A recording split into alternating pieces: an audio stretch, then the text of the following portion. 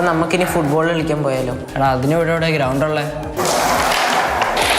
എടാ മക്കളെ, നിങ്ങൾ കേളകം പഞ്ചായത്തിലേക്ക് പോയി. എല്ലാ വാർഡിലും ഗ്രൗണ്ടാണ്. യുവത്വത്തിന്റെ പ്രസരിപ്പ് നിറയുന്ന കളിക്കളങ്ങളാണ് കേളകം പഞ്ചായത്ത് നിറയെ. അപ്പോൾ ഇങ്ങനെ ഒരു പദ്ധതിക്ക് നേതൃത്വം നൽകിയ കേളകം പഞ്ചായത്ത് പ്രസിഡന്റ് CT അനീഷ് നമുക്ക് പോകുന്നുണ്ട്. അനീഷേട്ടാ നമസ്കാരം. നമസ്കാരം.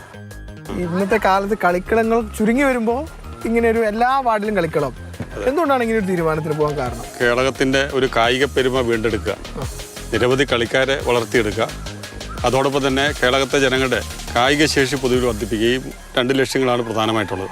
നമ്മുടെ ഭരണസമിതി വന്ന സമയത്ത് തന്നെ കേളകത്ത് സ്പോർട്സിന് നല്ല പ്രാധാന്യം കൊടുക്കണം തീരുമാനിച്ചിരുന്നു. അതിൻ്റെ ഭാഗമായിട്ട് കഴിഞ്ഞ 4 വർഷവും ഞങ്ങൾ ഫുട്ബോളിലും വോളിബോളിലും 150ഓളം കുട്ടികൾക്ക് പരിശീലനം നൽകുന്നുണ്ട്. കളിക്കളം മാത്രമല്ല, നമ്മൾ പരിശീലനം കൊടുക്കുന്നു. 4 വർഷമായിട്ട് പരിശീലനം കൊടുക്കും. 150ഓളം കുട്ടികൾക്ക് 4 വർഷമായിട്ട് തുടർച്ചയായിട്ട് പരിശീലനം കൊടുക്കുന്നുണ്ട്. അങ്ങനെ വരുന്ന ഘട്ടത്തിലാണ് പഞ്ചായത്തിൻ്റെ സുവർണ്ണ ജൂബിലി സമാപനത്തിൽ ഇത് കുറച്ചുകൂടി വിപുലീകരിക്കണം, എല്ലാ വാർഡിലും കളിക്കളങ്ങൾ ഉണ്ടാകും എന്നുള്ള തീരുമാനമെടുത്ത് അതിൻ്റെ ഭാഗമായിട്ട് കഴിഞ്ഞ 2 വർഷമായിട്ട് നല്ലൊരു പരിശ്രമം അതിനുവേണ്ടി നടത്തിയാൽ നിരവധി കളിക്കാരും കളിക്കളങ്ങളുള്ള നാടായിരുന്നു.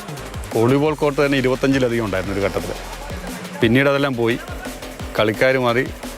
നമ്മുടെ സ്കൂളിലെ വിദ്യാർത്ഥികളെ പോലും കുട്ടികൾ കളിക്കേണ്ടതില്ല എന്നുള്ള രീതിയിലേക്ക് രക്ഷിതാക്കളും അധ്യാപകരും വന്നു.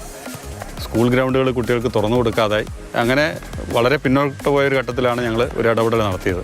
ആകെ മൊത്തം 13 വാർഡ് അല്ലേ? ആകെ 13 വാർഡാണ് നിലവിലുണ്ടായത്. അവിടെ എത്ര കളിക്കളുണ്ട്? 26 കളിക്കളങ്ങൾ.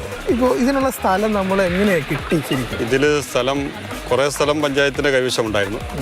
പിന്നീട് 2 പുഴകളുണ്ട്. ആ പുഴയുടെ പുറമ്പോക്കിൽ ആളുകൾ അധികം കൈവശം വെച്ച സ്ഥലം ഞങ്ങൾ അവരുടെ സമ്മതത്തോടു കൂടി ഏറ്റെടുത്ത് കളിക്കളങ്ങളാക്കി. കുറച്ച് പുതിയ കുട്ടികൾ ലഹരി മരുന്നിലേക്കൊക്കെ പോകുന്ന സമയത്ത് പ്രാധാന്യമുണ്ട്. ലഹരിയുടെ ലോകത്തിലേക്ക് പോകുന്നു, മൊബൈൽ ഫോണിൻ്റെ ലോകത്തിലേക്ക് പോകുന്നു. അതിൻ്റെ ഭാഗമായിട്ട് വഴിതിരിഞ്ഞു പോകുന്നു.